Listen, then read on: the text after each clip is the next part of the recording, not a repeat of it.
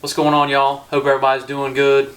You know, I say that every time, but this time I guess it means it's something a little bit even more serious. This is some crazy stuff we got going on. I just hope everybody's making out alright.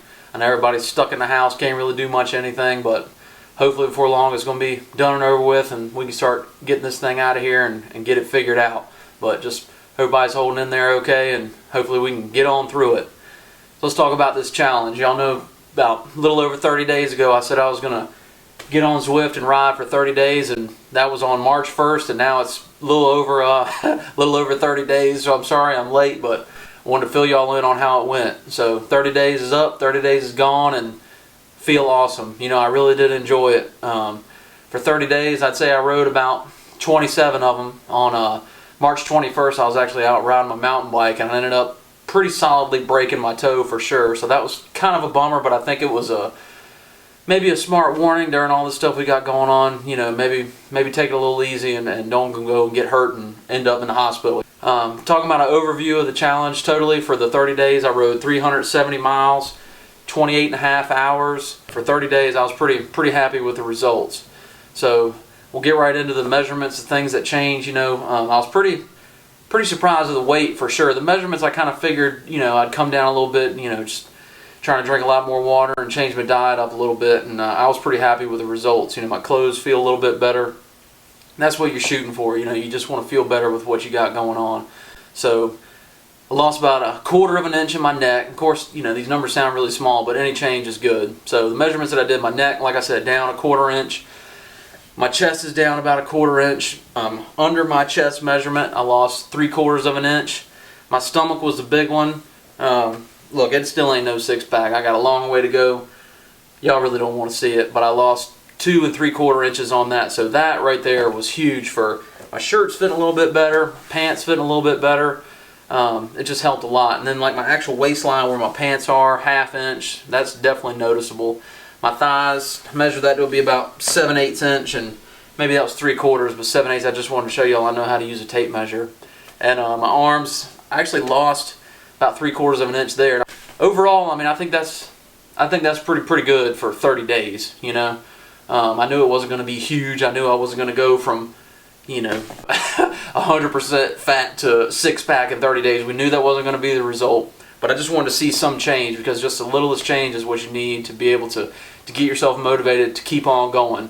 As far as my weight, totally from beginning of the month to the end of the month, I did lose 14 pounds total, and it's funny that it ended up perfect like that, but that's not even rounded. I started out at 233.2 and ended on the last day at 219.2. But to get on up to 14, I was pretty happy. I mean, overall, that's huge. You know, that's a great step in the right direction for sure. So, like I said, a before and after picture ain't really gonna do a whole lot for you, but I mean, I feel a lot better in my dang clothes. This is an extra large shirt. Honestly, at my height of 5'11" on a super bad hair day, I would expect to be wearing more like a large shirt, maybe. You know, I ain't gonna get down to no medium, that just ain't happening. But if I could get in a large shirt, that'd be good for me, because an extra large is definitely for taller people. So I ended up having my shirts, my riding jerseys, all that stuff, they end up turning out like nightgowns, and that's kind of a bummer. But like I said, a small change is one thing. To get all the way to washboard, abs, or some mess like that is a whole different story, and that's, you got to realize that's going to be more than a month, 2 months. That's years, man. That's a lot of time and dedication and full lifestyle change. But, you know, like I said, the reason why I really wanted to do this was just to get that boost. You know, if you see the littlest bit of change, it motivates you and you want to do more. But I figured if I could endure close to 30 days that it would be a change enough worth saying, you know, this is worth the effort and the hard work, and maybe a little less good tasting junk food to make it worth getting change out of it. So it really put me in a good mindset, and I hope that, you know, I hope you guys are pushing on the same way if that's what you want to do, and hopefully we can keep on pushing together. So it's a good feeling to get your stuff feeling a little bit better in line. So just talking about, you know, the Zwift stuff, some kind of notes that I have on that. The first couple days I did like just the open rides, which, you know, that's cool if you want to kind of just cruise around a little bit and get to know the system and stuff. That's great, you know, and even like after an event or a workout, like it's awesome to just cruise around in that. But I kind of found for me that, you know, that could kind of make it to where I lost direction, and I was kind of getting a little bit bored with just that. So when I found, like I said in other videos, when I found the events, the activities, the workouts, like that opened up a whole different thing. Like, that was crazy. Like, my favorite things that I did were, there's one group ride called the Herd group ride, and it's a lower watts per kilogram ride, which is basically talking about, you know, how hard you're going to be pushing it the whole time. So they try to keep it around 2 watts per kilogram. And that's a decent pace. Like, I'm pretty dang tired by the end of it, but I'm not dying, you know. That one's really fun, and I enjoy that, and I definitely recommend checking that one out. Their stuff is good. And then just, if you can get in on some of these different workouts, because, you know, for some people this has nothing to do with cycling. They just want to just have a means of cardio. For me, I'm interested in boosting my actual cycling performance as well as using it to lose weight. And I say that to say that during some of the workouts, it actually gives you cycling tips. You know, things about pushing into your different zones as far as how that builds your base for working out, your high intensity workouts. And then things like just straight up theoretical things that you need to do, like say you're climbing, okay? It'll give you advice to take and scoot back on the seat, put your hands on the top of the bars. You know, little things like that that you might not know. I didn't know that. And that's a great thing to really help you out, and it's good advice, and you can use that when you're outside riding. So I thought that was pretty cool. The hardest thing I did over the whole entire month, without a doubt, was the Alpe to Zwift, and that's, you look at it, and I talked about it in another video once again, but it said it's like 10.8 miles. I was like, all right, that's not too bad. I did it at night when I got off working 12 hours. I wasn't even planning on riding, and my wife Lauren was like, no, you got to go out there. You got to do it. So I was like, all right. So I picked that one thinking it would be short, and that sucker ended up being an hour and 52 minutes of straight up climbing the entire time. So those are just some different things, you know, if you're getting into Zwift or you want to do something different on there, those are some things that I would recommend that I really, really personally enjoyed a lot.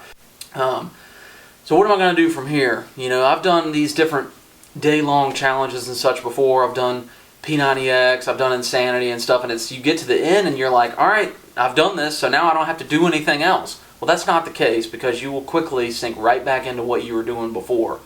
Talking about my long-term process of what this has been for me, I mean, this is another step for me, coming all the way from January of 2019. So I have to keep pushing. I mean, building my cardio endurance is huge, and I will absolutely be continuing to do that. Me personally, I've got to work on some more strength training. I mean, I can definitely feel in my upper body that I'm weak. My legs are pretty dang strong for, you know, what I feel like I'm working with, and that's good for me, and that is great for this cardio, but definitely got to work on some weight training. So for all you guys out there, if you are looking for some different ways to do things, just keep it mixed up and keep it fresh. You know, do cardio, do strength training, do high intensity interval training, do lower zone 2 workouts, which is way on down the line as far as your heart rate zones or FTP, depending on what you're talking about. But that's lower term. Just get out there and just do something, but you have got to keep it fresh.